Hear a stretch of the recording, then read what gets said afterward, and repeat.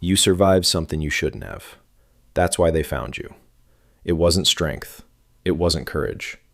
You kept breathing when everyone else in the room stopped, and someone with a small rosette on their coat noticed. Someone who had been watching that room for months, waiting to see who'd walk out of it. The Inquisition doesn't recruit the willing. The willing are already useful somewhere else. They take the ones who came out of a chaos cult, a Xenos raid, a witch trial, a heretic pogrom, still able to speak in complete sentences. Then they walk over. They offer you a choice that isn't a choice. They give you a new name. Or, more often, no name at all. You said yes. You were always going to say yes. Your first job was standing in a corner. You didn't touch anything. You didn't ask anything. You held a lamp for 6 hours while your Inquisitor, a small woman with a scar across her jaw and a Ministorum accent she couldn't fake away, questioned a preacher about congregation attendance. The preacher wept, and she wrote in a leather book, and you held the lamp. Then she nodded, and one of the men in her retinue shot the preacher through the eye. She looked at you, not at the body, at you. "Any questions?" she said. You said no. That was the correct answer. If you'd said yes, you wouldn't have made it back to the shuttle.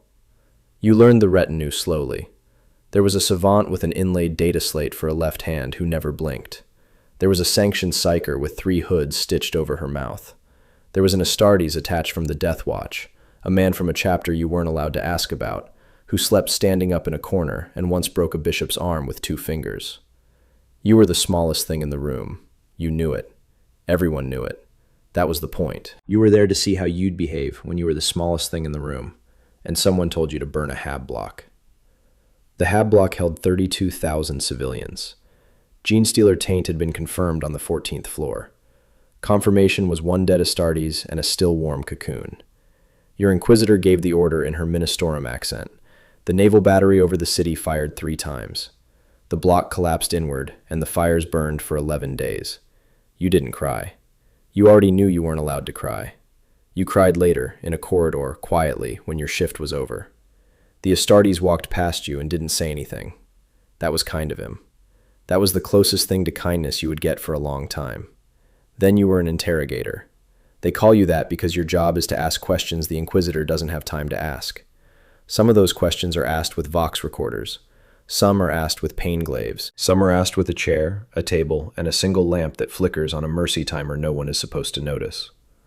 Your first interrogation was a girl, 12 years old, sanctioned psyker candidate, secondary flag for possible mutation. If you cleared her, she went to the black ships. If you didn't clear her, she went to the pyre. The Ministorum accent had trained you. You knew what questions to ask. You knew what the answers meant. You knew there was no answer that saved her. The mutation was mild, but it was there, and the doctrine was clear. You asked the questions anyway. You wrote her file. You watched her sign her own transfer paperwork with a hand that trembled because she'd been awake for 40 hours. She thought she was going somewhere better. You didn't correct her. You told yourself you were being kind. That was your first lie to yourself, and you meant to catalog it, and you never did. Your Inquisitor let you choose an Ordo. You were expected to pick one of the 3. Xenos, if you liked strange things. Hereticus, if you had a stomach for mutants and witch trials. Malleus, if you wanted the worst nightmares in the galaxy and the shortest career on record. You picked Malleus. You picked Malleus because 6 months earlier, in a subterranean chamber under a Cardinal World Basilica, you had seen something with too many joints wearing the face of a friend you thought you'd left behind on your birth world. It had said your name in your father's voice.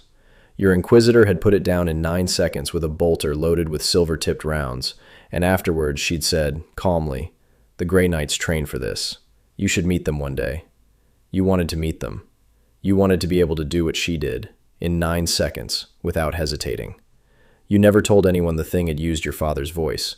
You wrote a different sound into the report. That was your second lie, and you cataloged that one, because you knew a radical would use it against you if it ever got out. Then your Inquisitor died. She had been Puritan, Amalathian. She believed the Imperium was, at its worst hour, exactly what it needed to be.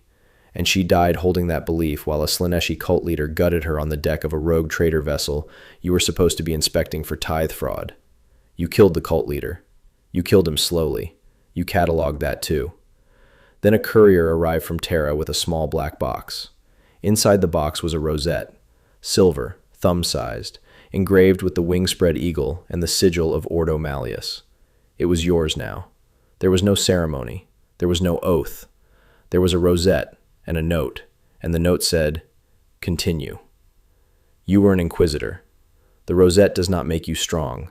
The rosette makes you responsible. You can walk onto the bridge of a battleship and order the captain to fire on his own hive city. You can requisition a company of space marines to escort you to a tavern. You can walk into a cardinal's private chapel and tell him he has an hour to make his peace with the emperor. If he asks why, you don't have to answer. The rosette is the answer. You did not enjoy it.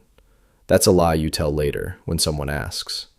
The first time you pressed the seal against a wax slug and watched a planetary governor go pale, you felt something warm behind your ribs, and you knew what it was, and you filed it and moved on. The first Exterminatus was Kryptos IX, 900 million citizens, gene stealer cult confirmed by you. You had walked the streets, you had spoken with the mayor, you had eaten in a cafeteria and watched a family of 4 eat lunch across the room, and the father had looked at you, and you had known. The vote for Exterminatus is a vote of 1, when you are the one holding the rosette. You signed it in 4 hours, faster than you thought you would, faster than you wanted to. You watched the cyclonic torpedoes go in from the observation deck of an Imperial Navy cruiser. The oceans boiled first. You didn't look away, because looking away would have been worse than watching. You told yourself that if you didn't watch, you hadn't earned the right to sign. You would tell yourself that after every one. There were 12. Somewhere around the 5th or 6th, the philosophy problem finds you. The doctrine of the Inquisition is not one doctrine. It is a war that never stops, quietly, between people who all believe they are saving the Imperium and hate each other for the method. Amalathians want no change. Monodominants want every non-human dead. Thorians want the Emperor to reincarnate and are willing to arrange candidates. Xanthites use demons against demons. Recongregators believe the Imperium must be broken so that something worse doesn't finish breaking it first. Istvanians deliberately engineer crises to force humanity to grow stronger. Harusians, on their worst days, believe another Horus is exactly what humanity needs. You are expected to pick one. Not officially. Officially, you can be a jurist and cross factions freely. Actually, everyone knows what you are within 10 meetings, and it goes into a file you will never read, and it will be used to decide whether you get certain briefings. You went radical. You went Xanthite. You went Xanthite because on Kryptos IX, walking through a cafeteria that was somehow still standing while everything else burned, you had realized that if you had known what the cultist knew 6 months earlier, none of it would have happened. Not the burning. Not the family of 4. Not the vote of 1. And you had asked yourself, quietly, in a corridor, whether it might be worth speaking to something that did know, something that always knew. You told yourself you would be careful. Everyone tells themselves that. It is the entrance requirement for the Xanthite faction, that promise, made to yourself, alone, that you will be the exception. You will use the thing. It will not use you. You keep the demon host in a shielded chamber on your personal vessel. It is female. It looks like a woman. You do not let it look at you when you enter. You ask questions. It answers them, correctly, most of the time. When you leave, you seal the door with 3 prayers and a psychic ward and a servo skull that watches the door for 48 hours after. You have never told your retinue what is behind the door. You have never told Terra. If anyone finds out, an Ordo Malleus kill team will board your vessel within a week, and you will be given no warning, and there will be no trial. That is the correct outcome. You have signed off on it, for others, 3 times. You know this. You keep the door anyway. That is who you are now. Your interrogator writes a report about you every quarter. You know he does. He knows you know. That is how the succession works. When you die, and you will, one of your interrogators will find your rosette in a box and a note, and the note will say, "Continue." He is preparing his report. He is preparing his objections. He is preparing his case. Neither of you talks about it. You share meals, you share plans. You sometimes save each other's lives. And once a quarter, in a small cell in the archives of the Ordo, he writes down everything he has seen you do wrong. You do not resent it. You did the same to the woman with the Ministorum accent. Not because you wanted to, because it was the job. You have outlived everyone you started with.